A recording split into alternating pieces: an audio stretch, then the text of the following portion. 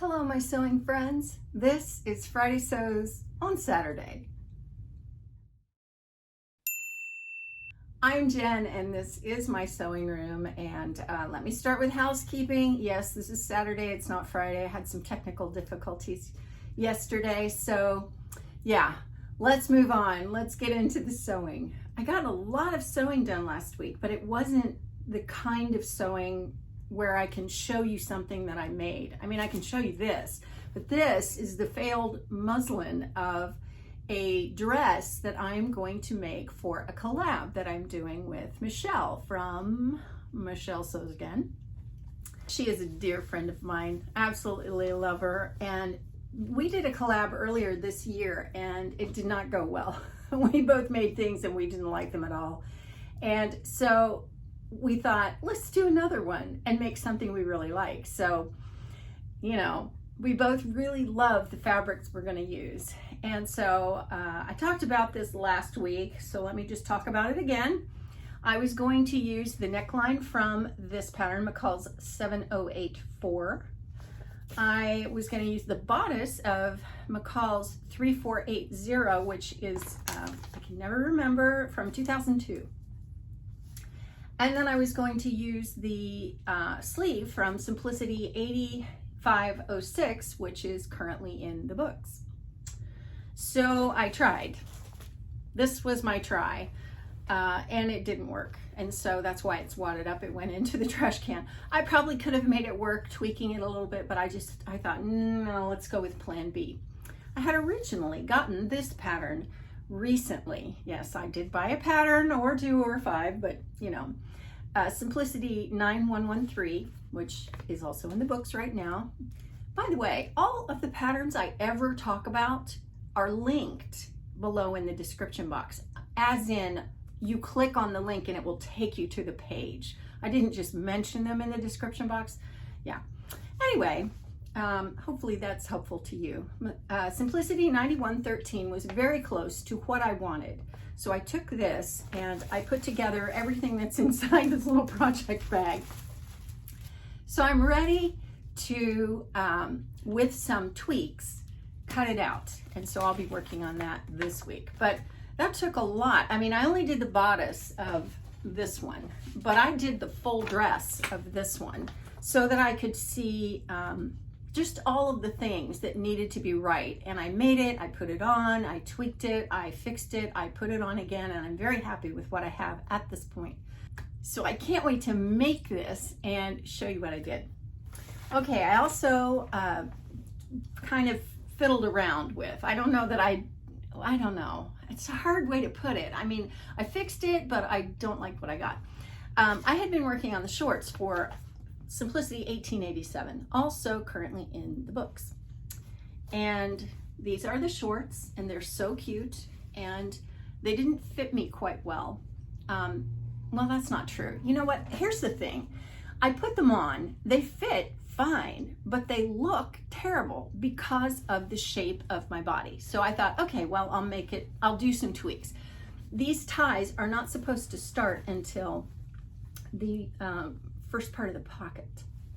And so I moved them, the ends, I cut new ties and I attached them at the side seams rather than at the front of the pockets. Probably should have left those alone because I'm not sure that was the problem. And then it calls for 2 lines, I think, of elastic in the back. And I just took wide elastic and I replaced the 2 with just 1. And that worked great. The trouble is, they look awful on me. They make me look boxy and thick. And I want to like these so much. I really do. But they look awful on me. And really with the tie, the only way to wear them is with a shirt that's tucked in. And, you know, it's just not gonna fly. It's not gonna work. So I have not hemmed them yet, still, because I wanted to get the look. Maybe that's the better way to say it. The fit was fine, but it was the look. I needed to get that right before I hemmed them. I'm gonna go ahead and hem them and then probably give them to someone whom they will flatter, not being me.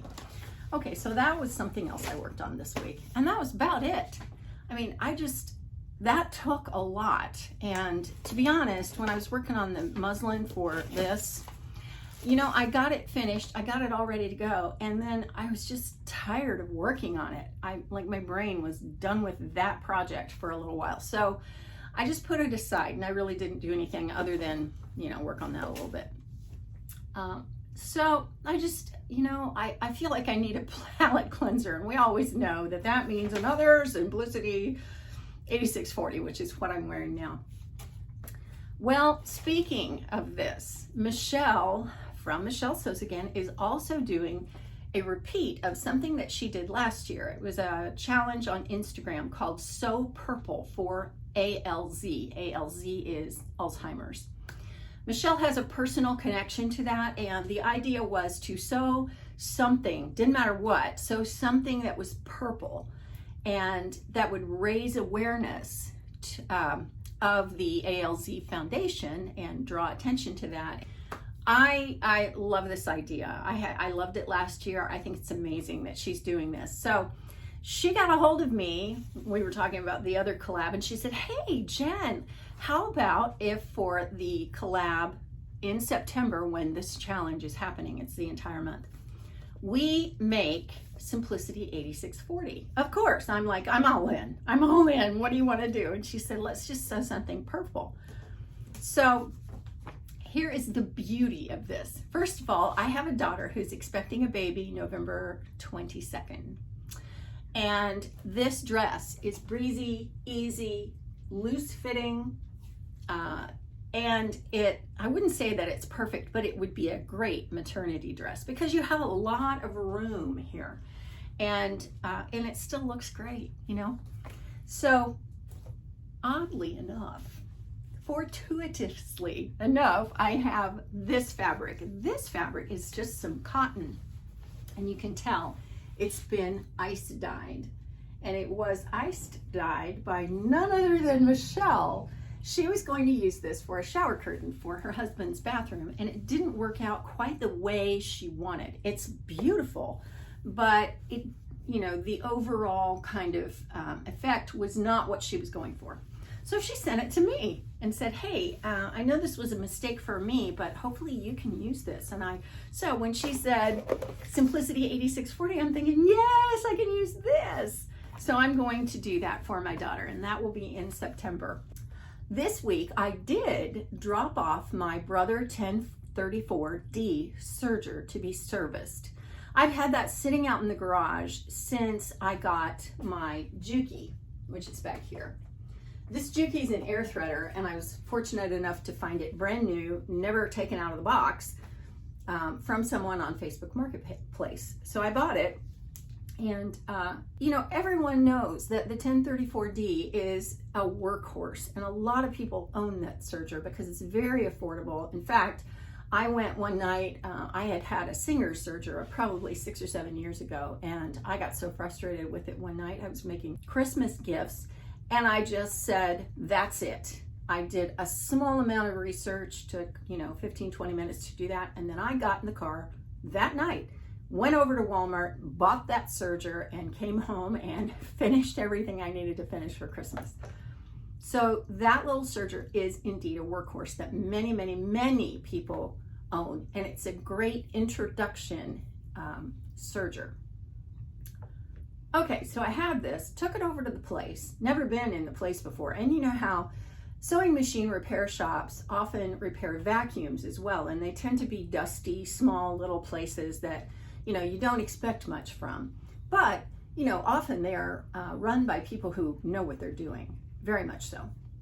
So this is what I'm expecting. I pull up to the place, and it's just in a little strip mall that's rather old, and I go in with my serger bag, and I walk in, and I am completely jaw-dropping on the floor, blown away by the array of sewing machines they had. They had like, I don't know, 10 vacuums and like 100,000 bazillion sewing machines, and they had all kinds. So you walk through this, you know, gallery of machines and get to the second room, which I glance over to my right, and there's quilting cotton, there's oh my gosh, all kinds of things. I was so impressed. And I thought, why have I not been in here before? This is great. So I start talking to the guy. I put it up on the counter, the machine, and I put it up on the counter and we start talking about everything. And it turns out he worked for Pfaff, which I am completely a Pfaff. My heart is loyal only to them. And he said, yeah, they were bought out by Singer, and Singer shipped everything to be manufactured in China, which was terrible because these machines used to be made in Germany and Sweden. And he happened to work on the circuit boards in Sweden when that machine came out, which was probably 2000. It's old. It's like 20 plus years old. And he said, yeah, there were always problems with him. And he's saying all these things kind of disparagingly about the Pfaffs. And I'm thinking, but I love my Pfaff. So he says, come on over. Let me show you a cover stitch machine. And I said, okay. And he's talking about Janome, and he was a huge fan of Janome. He said, these are made well. They're not made in China. They're made very well. And so have a look. So I did. Completely, you know, I'm thinking it was stars in my eyes. And then he says, come on over and let me show you a Janome regular machine. So he had a regular machine and then a machine that did sewing, but also embroidery. And so he starts with the embroidery, and he embroiders a bunch of stuff. And then he shows me all these stitches on the other one. And of course, I'm completely dazzled. And I walk out and I start thinking, oh, maybe I could get a new machine. That would be so great. How many of us have done that? We walk into a sewing machine dealership, which is essentially what that is, and walk out thinking, oh, that would be so fantastic. Or we walk out with a new machine. Well, it wouldn't have been very hard to sell me, to be honest. And I got in the car and I started on my way home, and I thought, okay, my husband and I are very frugal, very frugal. I mean, I was a pastor's wife, stay-home mom who raised 5 kids on one income. I learned how to budget every way possible. Boy, it just started raining. And you know, what we do is we buy things, we pay for them, like cars even. You know, we pay for the cars. We don't make payments on them. We don't borrow money to buy them. We buy cars and we drive them until they cannot be driven anymore. We get every last little scrap of use out of them. And then we buy a new one. Or for example, my computer, my laptop is a 2013. I only upgraded to that when I knew that the computer that I had, which was a 2009, was not serving my needs. And to be honest, in 2009, I bought that new, but I bought the 2013 in 2016. So it was already, well, you know, if you have a 2013 laptop, I mean, the thing is ages old. It's like ancient in computer years. But the point is, we buy things, we pay outright for them, and then we use them until either they wear out or they do not any longer meet our needs because technology has gotten better. So I walked out of the sewing machine dealership thinking, I like my machine. I know it's 20 years old, and I know he said a lot of things. There were problems with it in a lot of ways, but I love my machine. And I don't need a new machine. With the Juki, my brother wasn't working, and I knew that it was a very entry-level machine. And so when I saw that the Juki came up on Facebook Marketplace for a deal, I thought, I'm ready to upgrade to an air threader, which is what my Juki is. My brother is not. So, gosh, I wish I were independently wealthy and could just walk in and buy whatever I wanted in a sewing machine dealership. But most of us can't. And so we walk out dazzled, but we also walk out knowing this is reality. This is the world we live in, you know? We have this much money, and yeah, we could go buy something like that. We could. But is that smart? It's not smart for me. So as much as I would love to have a new Janome, yeah, probably not going to happen for a long time. Anyway, so I thought I'd share that with you. Okay, let's move on. That's really life. The only other life thing I did was have the absolute pleasure of 2 Zoom calls. One on Tuesday nights, which is a regular thing. We've been doing it for several months now. Madi from Madi Sews organizes that, and we always have a great time. We get together at about 7 p.m. Eastern time. And we Zoom for an hour, or a little over an hour, actually, an hour and a half, 2 hours. And we're always working on something, and it's just a hangout. We're all in our sewing rooms doing something. So it's always wonderful. We can't always all be there, but this past week it was me and Trish from Pinky's Farm and Maddie, and we just hung out, enjoyed each other's company, as we always do. And then on Wednesdays, we started a new Zoom call with Adam from Adam Sews and Carol from Sew Carol, who has become a wonderful friend of mine, and Trish. And this week we were joined by Andra from Andra Makes. And so it was the 5 of us. And oh my gosh, we enjoyed that so much. Now we do it at 2 in the afternoon because Carol and Adam, for them, they're 5 hours ahead in the UK. And so for them, it's 7 p.m. But it works great. And so we all thoroughly enjoyed our visit with each other. I was working on stuff. They were kind of pseudo working on things, and you know, just in their sewing rooms. And oh, we just had a great time. We had a great time. So I feel so blessed. I would never know these people but for YouTube. So thank you, YouTube, for doing that. Even Friday Sews, you know, what a great experience to be able to connect with people. I could not be more grateful and thankful for that. Okay, this week's question is, what's your favorite thing, your favorite type of thing to sew? Well, I can get really specific with this for obvious reasons, which I have discussed earlier in this video, but I love to sew dresses. Sundresses are my favorite. I'm very feminine, very into the whole ruffles and lace thing. I know not everyone is, but I am. I love dresses. They're comfortable. They're more comfortable to me and cooler for me than shorts or pants are. And of course, my favorite is, you knew I was going to say this, Simplicity 8640, which I'm wearing.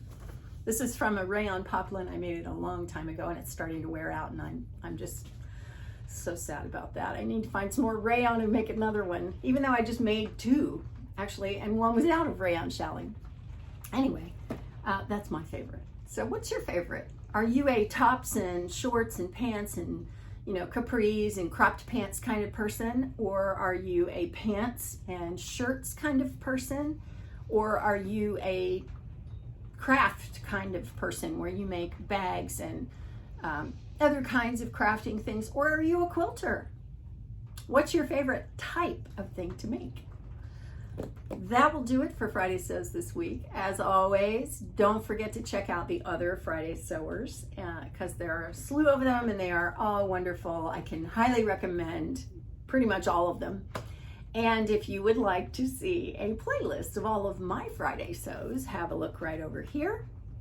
I will leave you with this, my favorite quote from Rich Mullins, which is, "So much beauty around us, but only 2 eyes to see, and everywhere I go, I'm looking." Have a great weekend. I'll see you next time.